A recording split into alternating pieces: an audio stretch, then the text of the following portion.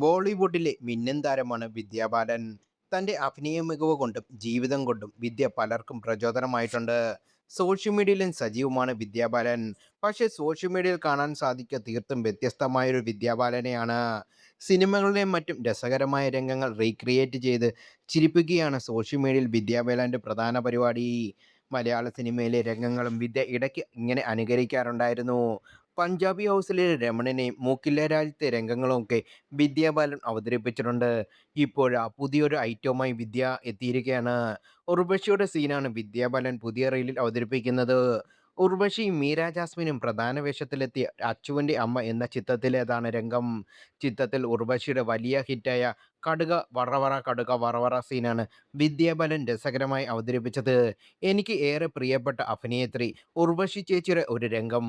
ചേച്ചി എന്നോട് ക്ഷമിക്കണം എന്ന് പറഞ്ഞാണ് വിദ്യ വീഡിയോ പോസ്റ്റ് ചെയ്തിരിക്കുന്നത്. റീലിൻ്റെ കമന്റ് ബോക്സിൽ മലയാളികളുടെ കുത്തൊഴുക്കാണ്.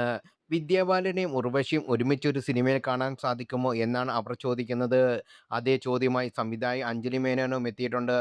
നിങ്ങൾ രണ്ടുപേരും ഒന്നിച്ച് ഒരു സിനിമയിൽ അഭിനയിക്കണം എന്നാണ് അഞ്ജലി മേനോൻ കുറിച്ചത്. അങ്ങനെ ഒരു കോംബോ അഞ്ജലിയുടെ സിനിമയിൽ സംഭവിക്കുകയാണെങ്കിൽ കലക്കുമെന്ന് ആരാധകരും പറയുന്നു.